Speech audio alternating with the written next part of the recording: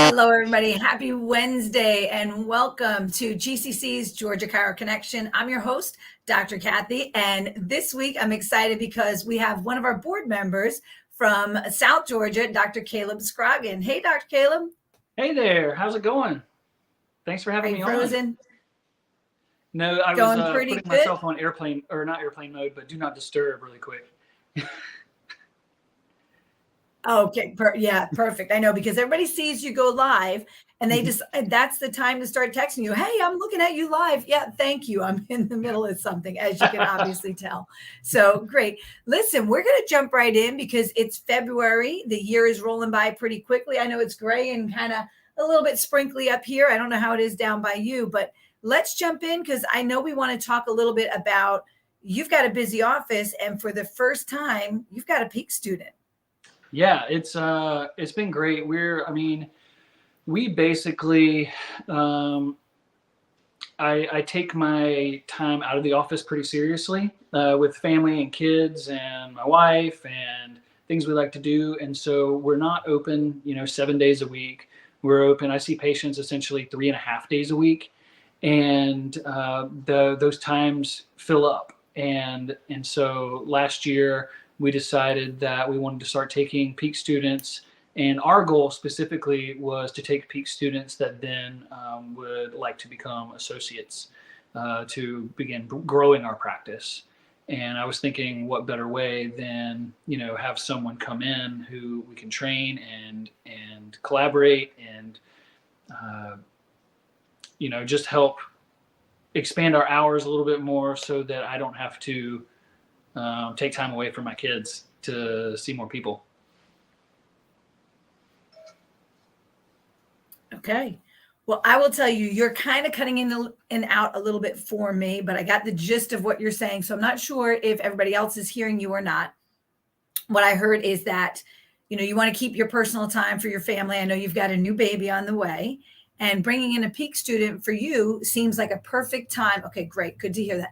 It's a perfect time to actually work with and train someone who will ultimately become an associate in your practice so that you can continue to have the impact in your community and at the same time grow your practice while not jeopardizing your personal family time. Yes, absolutely. And And yeah. I think that we were just talking about it earlier. Some people do peak, or some offices do peak for different reasons, and really my reason is we want to kind of decentralize me from the office and make it about a group, make it about a team of chiropractors that all see the same type of patients. We're heavily focused in pregnancy, pediatric, preconception work, and so we're bringing on people who are really interested in that specific part of chiropractic. Could you hear me? I love it. And that's a great reason for bringing on peak students. Yes, I can. I'm checking my cord just to make sure because for some reason I think I'm on Wi-Fi and I don't know why because I'm plugged into the line. I think that's a great reason for bringing in students because ultimately what we want to do is we want to help mentor these students from being a student and following school protocols to actually being successful in practice and learning how to deal with real world patients, real world situations. So to be able to take someone and have an opportunity where they can stay on board after they graduate is huge because one of the things I find teaching at the university is that a lot of students actually go through school expecting a job, not expecting to open their own practice. And so if they're expecting a job when they graduate, but yet either they're not prepared or they don't know who to reach out to, or they don't know, how to connect with other doctors and how to make these relationships. If they find a peak office that is in line with what they want to do and they're in line with what the office does and you're both a good fit, well, then that's a perfect situation to actually mentor them, train them, and get them ready to start helping either take over part of the practice or expand the practice. I think that's a great way to bring in a peak student. For sure, and we're in the middle of the quarter for our first peak student, and it's definitely taught me a lot. And of just, systems and training. I know that we talked before about how we had our employee handbook, our office manual, and I think that that was really important to have set systems in place versus me just saying, hey, this is how we do this. There's actually a step-by-step instructions on this is the proper way, and if we need to revisit it, we can change it, but this is the way that we're doing it. Whether somebody thinks it's the right way or the wrong way, this is just the way right now, and we can talk about that and update it. But I think that setting up a lot of infrastructure ahead of time, like the office manual, but also before any peak students started down, we started meeting with them once a week via Zoom, and we did a 40-minute training once a week for a few months before anybody stepped foot in the office other than shadowing. And so that kind of got everybody on board with how we talk to people and what our ideal client is and what are our marketing opportunities and what type of things are we seeing in the practice that we need to read up more on before we get there. Because once it starts, there's a lot going on when it comes to training and Yes. patients and all the different tasks that we have to do. So I think you had positioned yourself further ahead of the game by having all those manuals ready. And I will tell you, I've been having peak students since about 2008, I want to say. And I've had a lot of great experiences and I've had some not so good experiences. I recently had an upsetting situation in the office where we had a peak student come in who had very different expectations from what they wanted to get from the office. They didn't actually want a peak experience. They wanted a coaching experience. It was completely different than everything that was on our paperwork. This student went through all the processes with us to kind of like test whether or not it was a good fit for the office, said all the right things, said that they were in for the right reason, and then just continued to upset the apple cart pretty much every week in the office because what we teach and how we teach it didn't align with what the expectations were that were not spoken from the student. It was a silent expectation of what they wanted in addition to peaking, right? They wanted different work from some things that I do on the outside. And that really upset the balance. Having a training manual in the office made it easy where we just kept going back and saying, this is what we teach in the office. This is what we talked about teaching in the office. This is what we teach every time. The other stuff, that's something that I do out in my own personal private life, but this is what we do in the office. And so that resulted in us only keeping that student for 1 quarter because it wasn't a good fit for us. And having your manuals ready, having your training manuals, your team manuals, your office policies and procedures prepared in advance of bringing in peak students means they're coming into your routine versus you trying to shape a routine that fits the student. So I think that you did a really good job by having that stuff ready in advance, where a lot of docs may not have that. And I think it's really important. So for anybody listening, it's a decent amount. I don't know. When things aren't organized, it's always more work and more hectic and more stressful on you. And then you also want to think about having the best experience for the student too. And so for me, it was kind of like not the lazy way, but like the way that I wanted to keep myself from having a mental breakdown was, all right, we need to have everything set up ahead of time so that it could be a little bit more fluid when our student enters.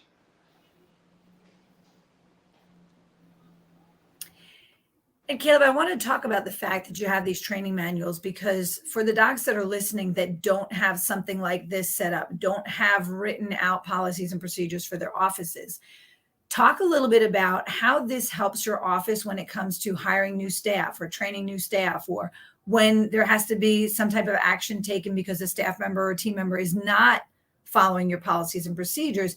How does that make your job a little bit easier and a lot less stressed out? I would say that just having it in place. And now some people might go back to the office manual every day and look at it and say, hey, this is what you're supposed to be doing. This is how this works. Ours is really more of just how to keep from having miscommunication. It's not like a rule book as much as it is just, hey, how did we talk about doing this? And so we're just we can reference it if we need to. So it's not as much of a authority as much as it is just having clear communication. And that was kind of the purpose for us, because if I feel like I try to do this, but if somebody's not doing something properly or the way that we think it's the most efficient, then we sit down and we kind of go over why it's not as efficient or that type of thing, versus just saying, look at the manual, read the manual. And we don't, I want to say we don't reference it a ton, just because we're constantly kind of going over and talking about it and talking, this is how we do this is how we do that. So the manual is there and it is, a backbone, but we're not sitting down and reading the manual for 30 minutes every morning kind of thing. So I don't know if that answers your question or not. Kind of like your guidelines, right? This way, if you have a question, you can always go to the side and figure out how to do things. Fantastic. Terrific. I want to shift gears because I know we're talking about the PEAK program, but I also want to talk about students, because we do have an event coming up this month that is geared toward really helping students get connected with not only the GCC, but get connected with the philosophy and our principles of chiropractic. So talk to us a little bit about that. You broke up for just a second. Could you repeat it? Sure. Can we talk about, we've got a Saturday Night Live coming up this month. It's going to be on Saturday, February 25th. Can you talk to us a little bit about Saturday Night Live? Yeah, absolutely. It's going to be awesome. There's some GCC past board members and current board members that are going to be speaking. We have Brian Lieberman, a waist butt. Both have phenomenal practices outside of Atlanta, and I guess west and north. But phenomenal practices, seeing a ton of people, and they're going to be talking about the philosophy and what drives them. And then we actually have some student speakers as well, Bree Lieberman and Paul Adams, and just rock star students. And so it's going to be an awesome. It's going to be an awesome night. When I was up there at Life, I did everything that I could get my hands on to get into philosophy and nuts and bolts, and everything that I've learned from the GCC has really helped us out here in Savannah building this practice.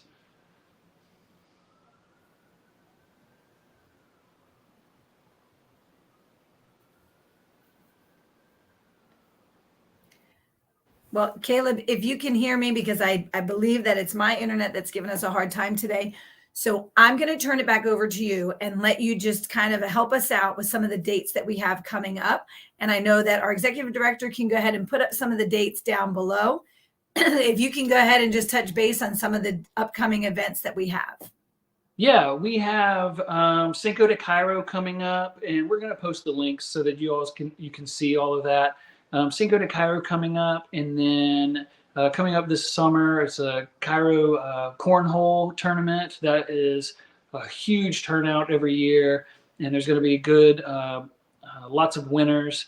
Cinco de Chiro is on May 6th, and then, of course, we have our 100 hours of continuing education that we do every year for the doctors that are listening all throughout Georgia. And then October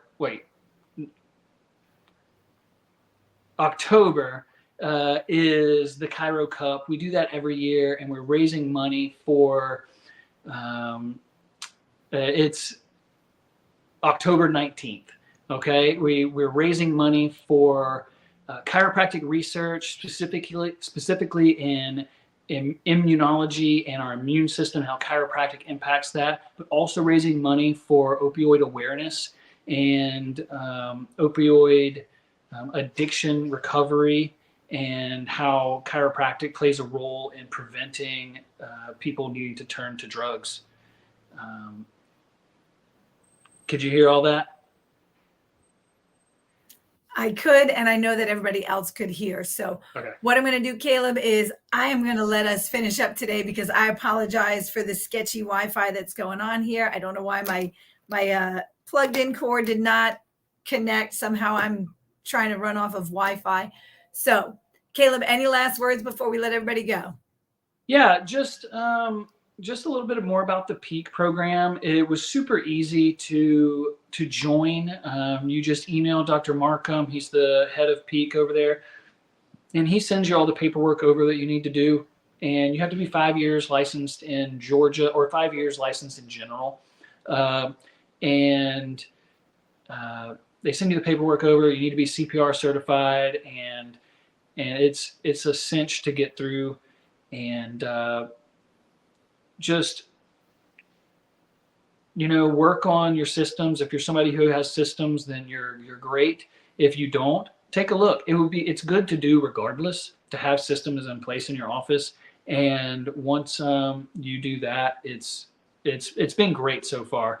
We just this past week, we had a woman come in with her infant who was not latching, and was about to go get her tongue tie released with a pediatric dentist. The dentist sent the baby over to us before any release happened. She adjusted, and baby latched amazingly immediately after. And so, and that was her first adjustment in our practice for an infant, and already had amazing results. And so it was really great for her, really great for mom, really great for baby. And I felt a sense of relief also, but it was just so impactful for our practice.